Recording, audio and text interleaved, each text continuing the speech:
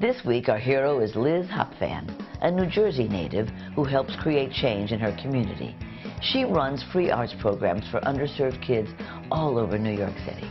Free Arts NYC provides children and families with a unique opportunity for educational art programs in order to help them to build self-confidence, empower themselves so that they can realize their full potential. We work a lot in East Harlem, in Red Hook, in Brooklyn, in the Bronx. I think one of the greatest things that the kids we are serving are missing is attention. We are working with them with small groups so that they really feel like they're special. Do you remember some of the projects you did last week when you were at Free Arts?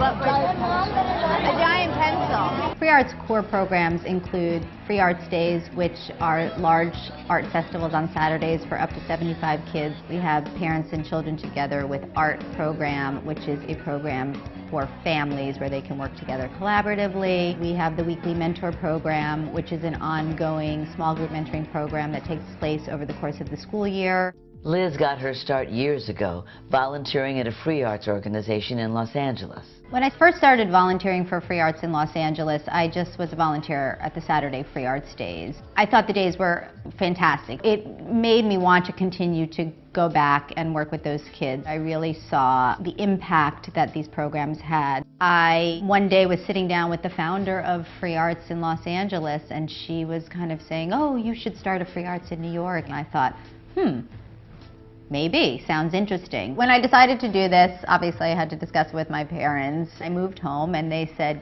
"You can stay here for as long as you like," but my father said, "You basically have 3 months to, get a job." Asking for money to get Free Arts started was something that was very new to me. The thing that helped me to really be successful is I was so passionate about it. I believed in the programs. I felt that there was a tremendous need here in New York City for these programs. After a frustrating series of calls and meetings, Liz finally met Linda and Richard Chaps, who would give her the funding to make her dream a reality.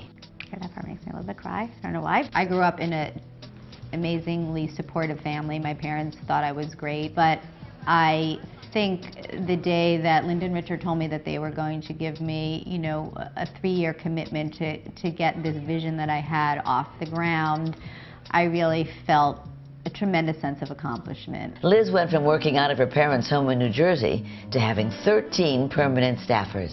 Today, Free Arts has partnered with 30 city programs, and this year, 1,300 volunteers will participate in Liz's organization. The theme today is Winter Wonderland, and we have 75 children here from the Department of Homeless Services and Grand Street Settlement House. I made a bunch of pictures. I gave one to my dad, one to my mom, and I made 2 for each of my sisters.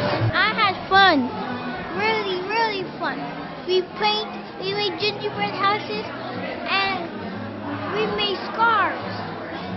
And I'm so happy. I believe that Liz is a hero. She's a great example for our families and for our programs. Liz saw a problem. She went ahead and provided all of the structure for Free Arts to happen in New York City. I think a life without art would be boring. I think a life without art would not allow you to think, would not allow you to dream, to imagine. I love learning about Liz's dream, and what is even more exciting is that any of us can do a program like this in our neighborhood or in a nearby neighborhood.